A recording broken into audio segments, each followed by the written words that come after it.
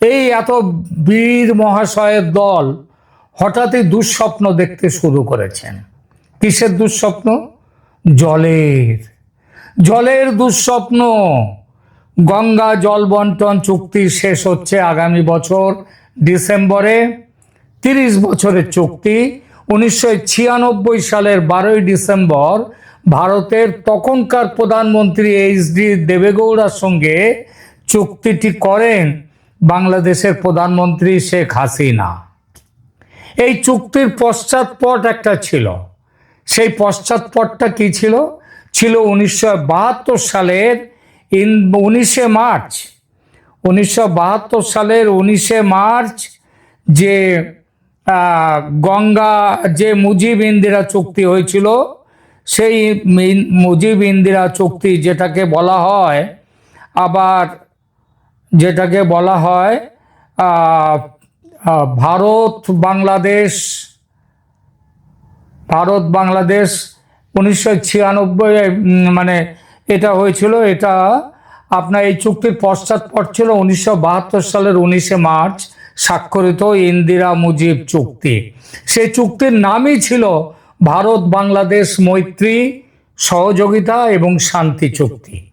সেই চুক্তিতে জল সম্পদ বন্টন ও সাধারণ স্বার্থ রক্ষার জন্যে, দুদেশের স্বার্থ রক্ষার জন্যে একটি যৌথ নদী কমিশন গঠন করা হয়।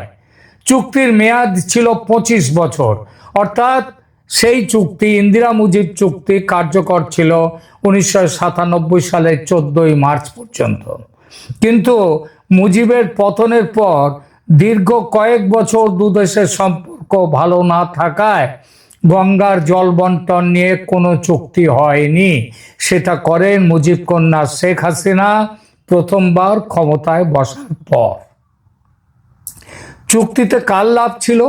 ভারতের নাকি বাংলাদেশের? বাংলাদেশের সঙ্গে সব চুক্তি তো ভারতের স্বার্থে, তাই না? এই বলে যারা আকাশ বাতাস কাঁপান বাংলাদেশে, তারা কি উত্তর দেবেন জানি না। তবে আমাদের মতো করে একটু খুঁজি উত্তরটা। গঙ্গার জল বন্টন চুক্তি 1996 স্বাক্ষরিত হওয়ার আগে বাংলাদেশের হাল কেমন ছিল একটু দেখা যাক। গঙ্গা নদীর পানির অভাবে বেশ কিছু সমস্যার সম্মুখীন ছিল বাংলাদেশ, বিশেষ করে শুকনো মৌসুমে, যেটাকে লিন পিরিয়ড বলা হয়। এই সমস্যাগুলির মধ্যে ছিল কৃষি, পরিবেশ, অর্থনীতি, সমস্ত কিছু নেতিবাচক, সমস্ত ব্যাপারটাই ছিল নেতিবাচক। চুক্তিটির আগে ফারাক্কা বাঁধের কারণে গঙ্গার পানির প্রবাহ কমে যায়, জলের প্রবাহ কমে যাওয়ায় বাংলাদেশের দক্ষিণ পশ্চিম অঞ্চলে সেচ ও কৃষিকাজের সমস্যা হচ্ছিল। কলকাতা বন্দরের নাব্যতা রক্ষার জন্য ফারাক্কা থেকে ফিডার ক্যানেলের মাধ্যমে জল সরিয়ে নেওয়ার কারণে শুষ্ক মৌসুমে গঙ্গার জলের প্রবাহ আরও কমে যায়। এই সমস্যাগুলির মধ্যে ছিল কি কি ছিল? যেমন কৃষির কথাটা দেখি। বাংলাদেশের শুষ্ক মৌসুমে পানির অভাবে, জলের অভাবে সেচ কার্যক্রম করা যাচ্ছিল না, যার ফলে ফসলের উৎপাদন ক্রমেই কমে আসছিল বাংলাদেশের। খাদ্যের জন্য বাংলাদেশকে বিদেশের উপরে নির্ভর করতে হচ্ছিল, ভারতের উপরেও। দ্বিতীয় কথা, পরিবেশ। নদীর জলের প্রবাহ কমে যাওয়ায় পরিবেশের ওপরে বিরূপ প্রভাব পড়ছিল। নদীর জীববৈচিত্র্য ক্ষতিগ্রস্ত হচ্ছিল, নদীর জল দূষিত হচ্ছিল, এমনকি ইলিশের উৎপাদনও ক্ষতিগ্রস্ত হচ্ছিল। অর্থনীতির দিকটা দেখা যাক। কৃষিজাত পণ্যের উৎপাদন কমে যাওয়ায় অর্থনীতিতেও তার প্রভাব পড়বেই। নৌ চলাচল, শুষ্ক মরশুমে নদীর নাব্যতা কমে যাওয়ায় নৌ চলাচল বাধাগ্রস্ত হচ্ছিল। 1996 সালের গঙ্গা জল বন্টন চুক্তি এই সমস্যাগুলো বিপুলভাবে সমাধান করে দেয়। অর্থাৎ এই সব সমস্যার সমাধানে একটি গুরুত্বপূর্ণ পদক্ষেপ ছিল 1996 গঙ্গা জল বন্টন চুক্তি। এই চুক্তির মাধ্যমে শুকনো মৌসুমে উভয় দেশ জল ব্যবহারের একটি গ্রহণযোগ্য ভাগ পায়। 35,000 কিউসেক করে সাধারণ অবস্থায়, এবং এর ফলে এবং অন্য সময় আরও বেশি। এর ফলে বাংলাদেশের দক্ষিণ পশ্চিম অঞ্চলের পরিস্থিতির বিপুল উন্নতি হয়। বলা বাহুল্য, শেখ হাসিনার সঙ্গে সুসম্পর্কের কারণেই এই চুক্তি হয়েছিল, তার আগে কারোর সাথে এই চুক্তি হয়নি। শেখ হাসিনার পতনের পর এবং মোহাম্মদ ইউনূসের আগমনের পর দুদেশের সম্পর্ক ভালো, এমন কথা কোনো পাগলেও বলবে না। আসলে হাসিনার পতনের পেছনে যে অপপ্রচারটির বড় ভূমিকা, সেটা হলো হাসিনা নাকি ভারতের দালাল, দেশকে বিক্রি করে দিয়েছে ভারতের হাতে। আর তাই গদিতে বসার আগে থেকেই এই মোহাম্মদ ইউনূস যুদ্ধের হুঙ্কার দিয়েছেন।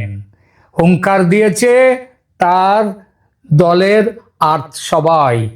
একদিকে ভারতের প্রতি অপমানজনক কথাবার্তা, অন্যদিকে পাকিস্তানের সঙ্গে নতুন ভালোবাসা, সংখ্যালঘু হিন্দুদের ওপরে অত্যাচার, রাষ্ট্রীয় সন্ত্রাস, যত রকমভাবে পায়ে পা লাগিয়ে ঝগড়া করা যায় করেছে মোহাম্মদ ইউনূসের সরকার ভারতের সাথে। এরই মধ্যে চীন সফরে গিয়ে ইউনূস আমন্ত্রণ জানিয়ে এসেছেন সেভেন সিস্টার্স দখলের জন্য। নিজেকে বলেছেন গার্ডিয়ান অব দ্য ওশান। তার উপদেষ্টা মাহফুজ আলম, তিনি আবার গ্রেটার বাংলাদেশের নতুন মানচিত্র এঁকে তার মধ্যে ঢুকিয়ে দিয়েছেন ভারতের বেশ কিছু রাজ্যকে। সরকারের আর এক বড় মুখ এই ফজলুর রহমান, সেনাকর্তা প্রাক্তন, তিনি বলেছেন অপারেশন সিঁদুর চলাকালীন যে ভারতকে আক্রমণ করা হোক এই সময়ে চীনের সাহায্য নিয়ে, আক্রমণ করে উত্তর পূর্বাঞ্চল পূর্ব ভারত দখল করে নেওয়া যাক। তো এইসবগুলো বলছেন। আবার দেখুন, এখানেও শেষ নয়, চীন এবং পাকিস্তানের সঙ্গে জোট বেঁধে এই দুদিন আগে ভারতকে টাইট দেওয়ার প্ল্যান হয়েছে। এসব দেখে ভালো মানুষেরই মাথা খারাপ হয়ে যায়। আর একটা দেশের শাসনভার যাদের মাথায়, তাদের তো ধৈর্যচ্যুতি ঘটবেই। সেই ধৈর্যচ্যুতি ঘটেছে ভারতের। এতদিন টুকটাক যা সমস্ত ব্যবস্থা নিয়েছে ভারত, তাতেই বাংলাদেশের ব্যবসা বাণিজ্য, রপ্তানি আমদানি ডকে উঠেছে। কয়েক হাজার কোটি ডলার ক্ষতি হয়ে গেছে ইতিমধ্যে বাংলাদেশের। তবু কাণ্ড কেন হয়নি? কোথায় এখন এসবগুলো দেখার পরে বড় ভাইয়ের কাছে, ভারত তো বড় ভাই, বড় ভাইয়ের কাছে ফরগিভ অ্যান্ড ফরগেট বলে সম্পর্ক শুধরে নেওয়ার চেষ্টা করবে, তা নয় তো চীন আর পাকিস্তানের সঙ্গে মিলে ভারত বিরোধী জোট পাকাচ্ছে, পাকিয়ে ফেলেছে। তো নেই এবার পাকা, এবার জোট। গঙ্গার জল পাবি না, তিস্তা নিয়ে চুক্তি হবে না, ভারতের যখন যেমন ইচ্ছা ও সুবিধা তেমন করে তোদের ভাসাবে, ডোবাবে, শুকিয়ে মারবে। আর তোরা একতারা নিয়ে গান গাইবি, আমায় ডুবাইলি রে, আমায় ভাসাইলি রে, অকুল দরিয়ার মাঝে কুল নাই রে।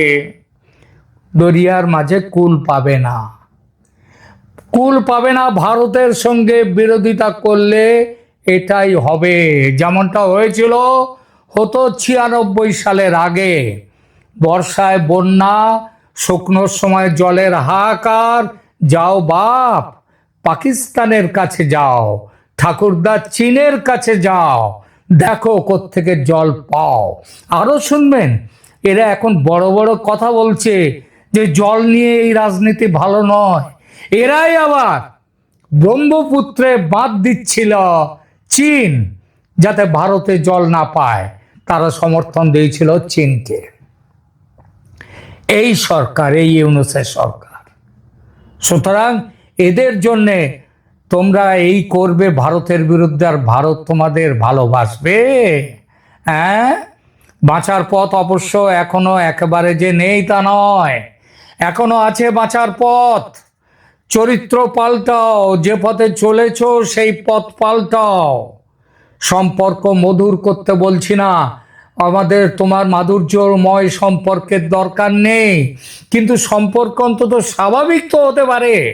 সম্পর্ক স্বাভাবিক করো বাঁচতে গেলে, নইলে নইলে পিষে মারবে ভারত। গঙ্গার পানির বদলে চোখের পানিতে ভাসতে হবে বাংলাদেশকে। ইউনূস সাহেব, মনে রাখবেন, এবার ভারত আগে দেখবে নিজের স্বার্থ, দেখবে ফরাক্কার জল কতটা লাগবে নিজের দেশের, সেটা রেখে উদ্বৃত্ত জল যা থাকবে তাই দেবে বাংলাদেশকে। সেটা আগের 35,000 কিউসেকের অর্ধেক কিংবা 3/1 হয়ে গেলেও কিছু বলবার নেই আপনাদের, কারণ শেখ হাসিনার সঙ্গে ভারতের সম্পর্ক মধুর ছিল, স্বাভাবিক ছিল, তার জন্যই তার সাথে চুক্তি হয়েছে, কিন্তু আপনাদের অধীনের বাংলাদেশের সঙ্গে নয়। আর তাছাড়া চুক্তি যে চাইলেই হবে তা তো হবে না, তা তো হবে না। যার তার সঙ্গে চুক্তি করবে না ভারত। চুক্তি হতে পারে বাংলাদেশের একমাত্র বৈধভাবে নির্বাচিত সরকারের সঙ্গে। ইউনূসের মতো দখলদার অবৈধ সরকারের সঙ্গে কোনো চুক্তি নয়। তাতে জলের অভাবে বাংলাদেশ যদি তৃষ্ণার্ত কারবালার প্রান্তর হয়ে যায়, যদি হাসান হুসেনের ওই জলের জন্য তাদেরকে মরতে যদি হয়, তার দায় ভারতের নয়, সেটা নরেন্দ্র মোদীর। ওই যে কি বলেছে না, ভয়ঙ্কর ষড়যন্ত্র, ভয়ঙ্কর ষড়যন্ত্র নরেন্দ্র মোদীর নয়। এই যে আজকে যে জায়গায় এসে দাঁড়িয়েছে বাংলাদেশ, তার জন্য দায়ী হচ্ছে বাংলাদেশের বর্তমান সরকারের বেইমানি। এই বেইমানি ত্যাগ না করতে পারলে বাংলাদেশের সঙ্গে কোনো সম্পর্ক করবে না ভারত। বাংলাদেশ গণতন্ত্রের পথে ফেরুক, ফ্রি, ফেয়ার অ্যান্ড ইনক্লুসিভ ইলেকশনের মাধ্যমে যে জিতবে সে আসবে ক্ষমতায়, তার সাথে কথা বলবে ভারত, চুক্তি করবে, কিন্তু তার বাইরে কারোর সঙ্গে নয়। এখনো সময় আছে। ডক্টর মোহাম্মদ, নোবেল জয়ী মোহাম্মদ ইউনূস, এখনো সময় আছে ফিরে আসার। ফিরুন।